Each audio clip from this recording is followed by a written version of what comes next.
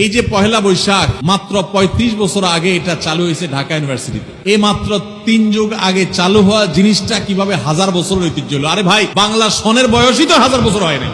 এই মিথ্যুকরা, মিথ্যাবাদীরা বলে এটা নাকি 1000 বছরের ঐতিহ্য। জন্মই 1000 বছর, সনের বয়সই 1000 না, সেটা আবার নাকি 1000 বছরের ঐতিহ্য হয়ে গেছে। পহেলা বৈশাখ, আমরা আমাদের শৈশবেও পহেলা বৈশাখের এই রূপ কেউ দেখি নাই।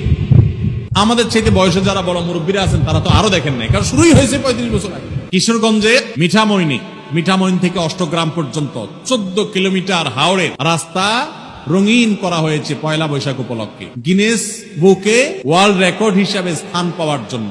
14 কিলোমিটারে সম্ভবত 9000 লিটার রং সেখানে ব্যবহার করা হয়েছে। রং ব্যবহার করা হয়েছে মানে কি? কেমিক্যাল না সব। আর আপনারা হাওড়ের যে রাস্তাটাতে রং করা হয়েছে আপনারা দেখেছেন, এই রাস্তাটা বাংলাদেশের খুব সুন্দর রাস্তাগুলোর একটা, মানে দৃশ্যটা সুন্দর, দুই ধারে পানি, অথই মাঝখানে রাস্তাটা দেখতে চমৎকার লাগে। তো এই যে রংগুলা, এগুলা ধুয়ে কোথায় যাবে? হাওড়ের পানিতে যাবে না? তাতে তো পানির জন্য, মাছের জন্য খুব উপকার হবে। কি বলেন? রঙের গ্রান, কেমিক্যাল, এগুলো মাছের স্বাস্থ্যের জন্য অনেক ভালো না? এই যে রাস্তা রং করছে, মানুষের ঘর বাড়িতে রং নাই, বাসের রং নাই, পাবলিক পরিবহনের রং নাই, ট্রেন গুলার রং নাই, সিল সপ্পর সালবাকলা উঠে গেছে, অবস্থা খারাপ, কোন শ্রী নাই, রূপ নাই, জায়গা মতো রং না করে কোথায় রং করতেছে? রাস্তায়। তাও আবার হাওড়ের মধ্যখানে রং করতেছে যে জীববৈচিত্র্য ধ্বংস হয়ে যাবে। এরাই নাকি আবার কলা বিজ্ঞানী।